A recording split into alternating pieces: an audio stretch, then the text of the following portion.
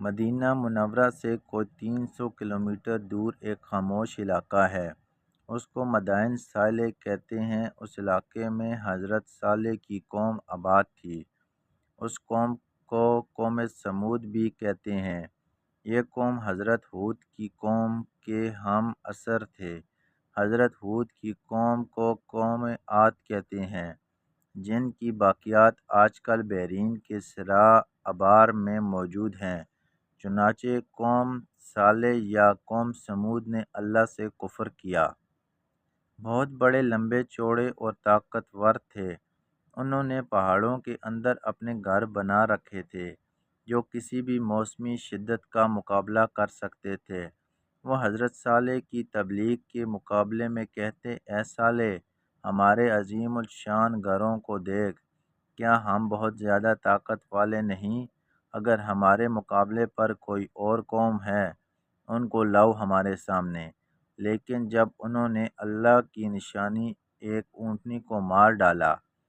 اونٹنی کے قتل کے بعد جب حضرت صالح نے عذاب کا اعلان کیا تو قیدر بن صالف، جس نے اونٹنی کو قتل کیا تھا، اس نے 8 اوباش اپنے ساتھ لیے اور عذاب سے پہلے رات کو حضرت صالح علیہ السلام اور آپ کے گھر والوں کو قتل کرنے کی سازش کی، مگر اللہ تعالیٰ نے اپنے پیغمبر کی حفاظت فرمائی اور بڑے عذاب سے پہلے ہی رات کو قیدران بن صالف اور پارٹی کا پتھر برسا کر خاتمہ کر دیا۔ تفسیر سورہ نمل، آخری رکوع۔ حضرت صالح نے اپنی قوم سے فرمایا کہ 3 دن اپنے گھروں میں فائدہ اٹھا لو، یہ اللہ کا وعدہ ہے کہ جھوٹا نہیں ہوگا۔ تو اللہ نے حضرت صالح کو اور کچھ لوگوں کو اپنی مہربانی سے بچا لیا۔ اس قوم کو چنگاڑ نے آ پکڑا، وہ اپنے گھروں میں اوندے پڑے رہ گئے۔ فرشتے کی وہ چیخ یا چنگاڑ اتنی شدید تھی کہ ان کے کلیجے پھٹ گئے اور اپنے گھروں میں پڑے پڑے ہی ہلاک ہو گئے۔ وہ جتنے بھی طاقتور تھے لیکن اللہ سے زیادہ زور آور نہیں ہو سکتے۔ وہ برتر اور اعلیٰ ہے۔ روایت میں ہے کہ حضرت محمد صلی اللہ علیہ وسلم اپنے کچھ اصحاب کے ساتھ اس علاقے میں گزرے۔ حضرت محمد صلی اللہ علیہ وسلم کے چہرہ انوار پر اضطراب تھا اور ایسا لگتا تھا وہ جلدی میں ہیں۔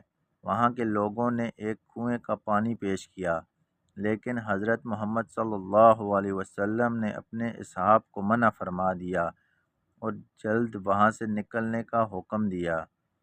صحابہ نے اضطراب کی وجہ پوچھی تو حضرت محمد صلی اللہ علیہ وسلم نے فرمایا، یہاں اللہ کا عذاب نازل ہو چکا ہے۔ یہ علاقہ حضرت صالح کی قوم کا ہے جس پر اللہ نے سخت عذاب نازل کیا۔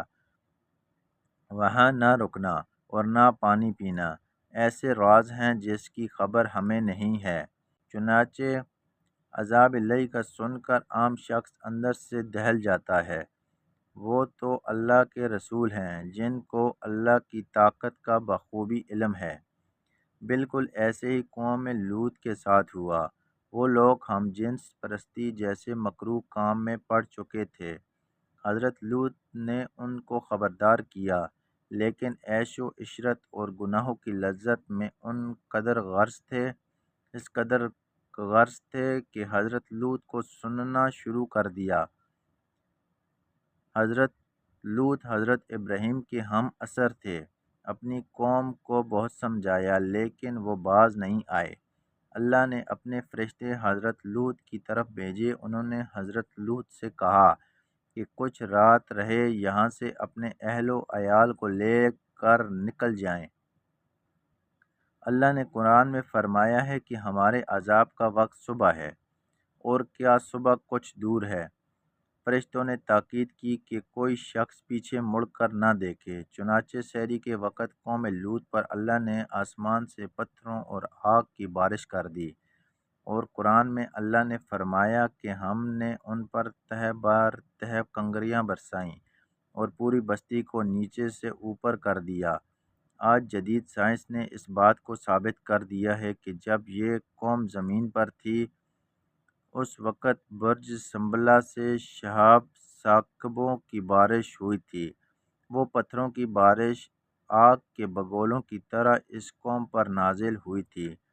یہ اپنی دنیا میں مگن تھے۔ ان کی ہڈیوں سے پتہ چلتا ہے کہ انتہائی کربناک عذاب کی زد میں آ گئے تھے۔ حضرت لوط کی بیوی نے اللہ کے حکم کی خلاف ورزی کی اور مڑ کر پیچھے تباہ ہوتا شہر دیکھنے لگی اور پھر وہیں پتھر کی ہو گئی۔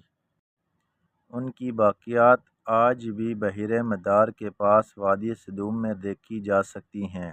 اللہ ہمیں اپنے سیدھے راستے پر چلنے کی توفیق دے اور عذاب الہی سے بچائے رکھے، جو یقیناً ہمارے لیے بہت بھاری ہے۔